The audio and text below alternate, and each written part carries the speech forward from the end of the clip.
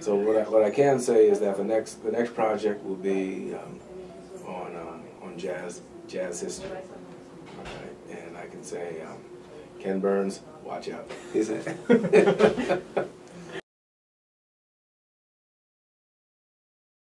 This train is bound for glory. This train. I was going through the record stacks, just looking for a different kind of bluesman. And when I saw this album cover with the face of a very sort of wise, gracious-looking man. It was Big Bill. It was called Big Bill Brunzi Sings Folk Songs. So I took it home just to check it out. Played it a little bit, and I heard this wonderful tenor voice and slick ragtime guitar, and that was it. That was it. So, and we've been good friends since. I wanted to find out more about the Great Depression and the way in which average people sort of survived this period of economic crisis. And I wasn't finding what I was looking for in terms of the soul of how people were responding. And I wasn't finding it in government reports. I wasn't finding it in newspaper accounts. So I began to look at the music. And I heard in the music some of the qualities that I was looking for. And Big Bill was one of those artists, you know, that I tapped into. There was one wonderful bluesman, active, you know, thinking and creating new today, and his name is Kevin Moore. He goes by the name Keb Mo. All right, he's in his 50s. He's been playing for decades. And what I like about him is that he's still creating. He's not simply performing the standards as if nothing has changed since the 1930s. A lot of the blues performers today, they take the music and they treat it as if it's butterflies under glass.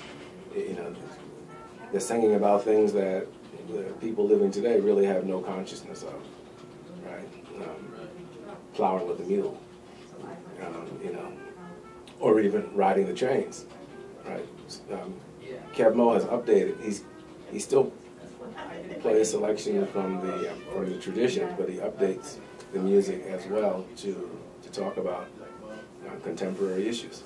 You know, so I think he's, for the blues, I think he's in the tradition of Big Bill. The artist has to be connected to his times. That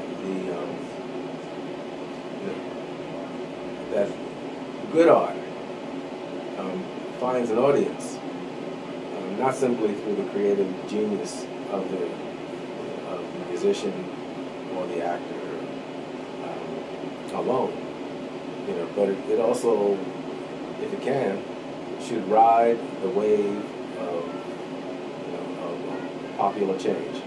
And that way art, you know, art rises in its importance. It becomes something more than simply an individual expression of creativity. It becomes the creative voice of a people, or the creative voice of a movement.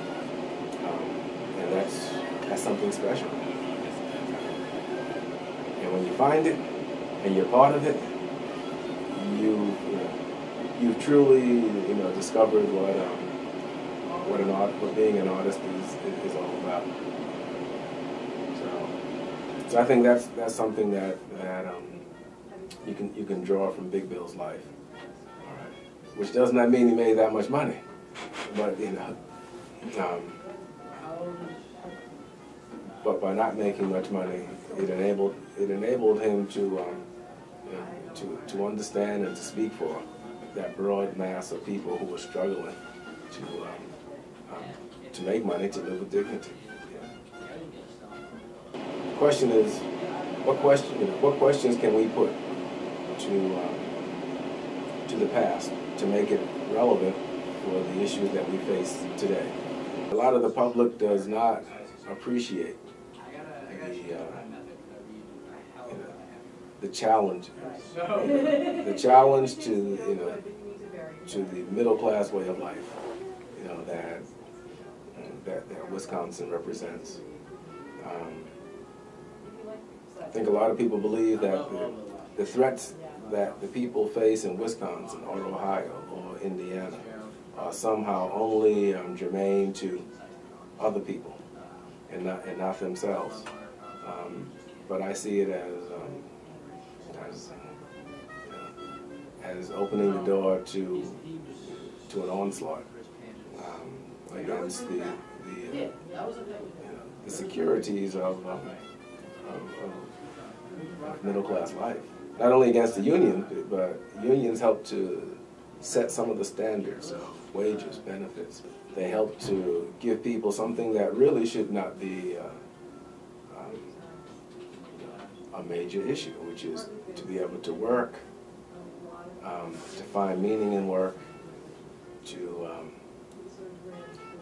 have some say in the ways in which you work, and to be able to earn enough so that you can put a little bit aside, and in the years when you're no longer productive, you're able to live with some measure of comfort and security.